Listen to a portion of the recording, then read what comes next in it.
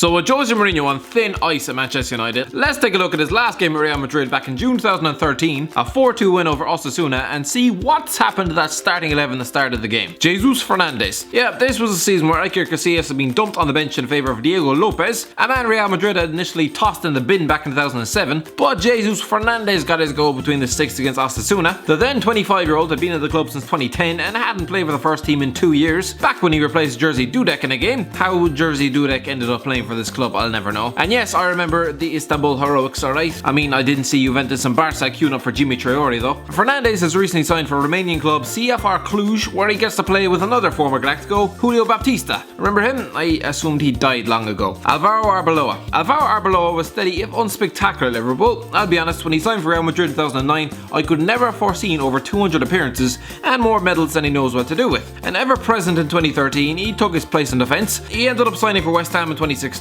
before retiring just in time for the club to replace him with another ageing right back well past his best, RAUL ALBIOL. So no Sergio Ramos for this game, so RAUL ALBIOL was back in defence in what would be his last game for Real Madrid, signing for Napoli in the summer, where the 33-year-old has been ever since. RICARDO Carvalho. Again, another man making his final appearance for the club, but RICARDO Carvalho wouldn't be following Mourinho like he usually did. That man seemed to make a living out of chasing around his Portuguese boss. I wouldn't be surprised if he turned up outside his bedroom window at 3 AM just watch him sleep. He signed for Monaco in 2013 at the age of 35, back when they had bags of money, has since won Euro 2016, and at the age of 40, most recently spent a few months in China stuffing his pockets with as much cash as he possibly could, before getting a 7-month prison sentence for tax fraud, which for footballers is about as serious as getting a cold. Michael Essien, a man-mountain of a player. Again, this would be Michael Essien's last game at the Bernabeu. Sure, he's only on loan there, and largely because of Mourinho, so it makes sense that he would leave. He's since played for AC Milan, not too bad, Panathinaikos, getting worse, and last season, Persib Bandung.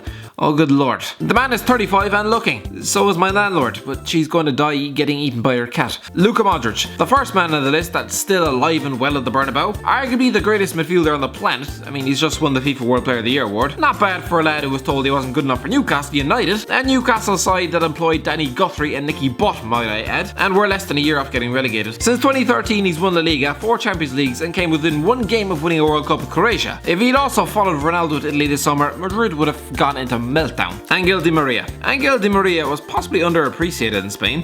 He spent 4 years there, played a pivotal role in a Champions League win, and was rewarded with a swift exit to Manchester United, who were still in rehab after that god-awful David Moyes era. He started brightly enough before his house got robbed, forcing him to spend the rest of the season playing like a frightened elf. But since moving to PSG, the 30-year-old looks back to his best. MESUT OZIL. Now, whatever about RICARDO Carvalho, I'd have never thought this was MESUT OZIL's last game for Real Madrid. He was arguably their second best player. When Arsenal signed him in September, they celebrated like they won the damn league. They hadn't, by the way, not since 2004, lads. Since then, Ozil has won a World Cup, frustrated his fans, tried to bang Rihanna, quit his national team due to alleged racism, and continues to look like the human version of Finding Nemo. Jose Callejon. The original Marco Asensio. Of course, Asensio looks a lot better. Callejon was another Real Madrid product, but again, he'd be let go this summer. I swear this team was just an audition for people to keep their jobs, and despite winning 4-2, most failed. Callejon moved on to Napoli in 2013, along with Albiol, and has been there ever since, scoring 74 goals in 258 games. Just the 5 caps for Spain though. KARIM Benzema. Hands up, when KARIM Benzema signed for Real Madrid in 2009 and proceeded to score 9 goals in all competitions in his first season, who thought he'd still be there nearly a decade later? The ultimate team player, the underrated Frenchman, has been crucial to the team's success.